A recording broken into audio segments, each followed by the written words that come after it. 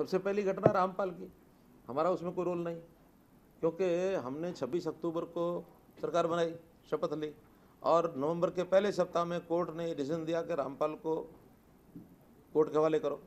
अब रामपाल को कोर्ट के हवाले 7 दिन में, हमने तो ये भी नहीं देखा था कि उसके ऊपर क्या केस चल रहे हैं। हमको इतना पता है कि करौथा में कुछ हुआ था, और वो करौथा वाले रामपाल, वो कुछ ना कुछ चीज़ें आगे बढ़ रही हैं। अगर करौथा में ही ठीक कर लिया जाता है तो बरवाड़ा में ये नहीं होता। तो अल्टीमेटली फिर भी हमने बहुत हमारी सारे एडमिनिस्ट्रेशन ने सूझबूझ के साथ बिना गोली चलाए हुए 15,000 लोगों के बीच में घिरे हुए रामपाल को और कोर्ट के हवाले किया। लग गए हमें 8 दिन। हमको उसमें 7 दिन की एक डेट भी लेनी पड़ी कोर्ट से कि हमें समय चाहिए, और बिना किसी एक भी गोली चलाए बिना। हाँ, पत्थरबाजी हुई, वहाँ पर हमारे मीडिया के कुछ लोगों को भी चोट लगी, वो सब बातें हुई हैं, और वो अंदर से भी उसी प्रकार का एक अटैक भी हुए हैं, लेकिन हमने उसमें सूझबूझ से वो सारा काम किया।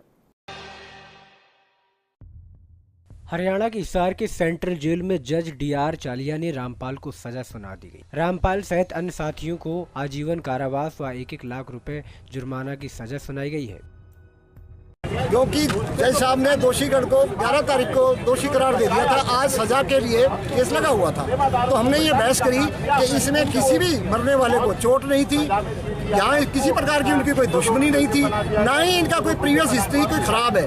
ये धर्म कर्म का काम करते थे, और ये केस डेथ पेनल्टी का नहीं बढ़ता। तो इस बात से सहमत करते हुए जज साहब ने कह दिया, हाँ वाकई में ये डेथ पेनल्टी का केस नहीं है, कैपिटल पनिशमेंट जिसको कहते हैं। तो इसमें 343 IPC के तहत बंधक बना के रखने में 2 साल की कैद, 5-5 हज़ार रुपये जुर्माना टू ईच। 302 IPC में उम्र कैद 1 लाख रुपए जुर्माना टू ईच। एंड 120B में उम्र कैद एंड 1 लाख रुपए फाइन ईच।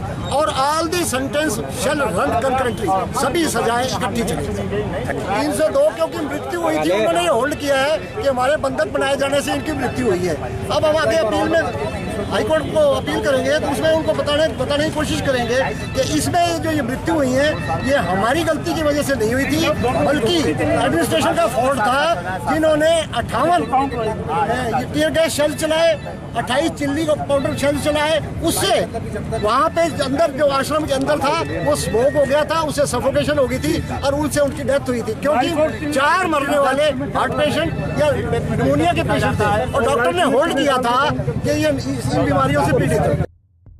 रामपाल के सीनियर एडवोकेट SP सिंह ने बताया कि अदालत ने अलग अलग धाराओं के तहत सभी 15 आरोपियों को आजीवन कारावास व 1-1 लाख रुपए जुर्माना की सजा सुनाई है। उन्होंने बताया कि इस मामले को लेकर वे हाईकोर्ट में अपील दायर करेंगे। SPN 9 न्यूज़ रूम से अनुज मिश्रा की रिपोर्ट। जब हिसार कोर्ट ने संत रामपाल जी महाराज पर दोष सिद्ध कर दिया है, तो सतलोक आश्रम बरवाला, सतलोक आश्रम दराना, सतलोक आश्रम कुरुक्षेत्र भिवानी, सतलोक आश्रम बैतूल आदि सब क्यों नहीं गिराए जा रहे, बल्कि नए आश्रम बना दिए गए। भारतीय जनता पार्टी की सरकार बुलडोजर चलाने में माहिर है ना, तो इन गुंडों के 5-5 आश्रम क्यों बनवा दिए? ना संत रामपाल जी महाराज का घर गिराया और ना सतलोक आश्रम बरवाला गिराया। और सतलोक आश्रम बरवाला और उनका घर और जो उनके सहयोगी उनका घर सब गिराएं, चलाएं बुलडोजर।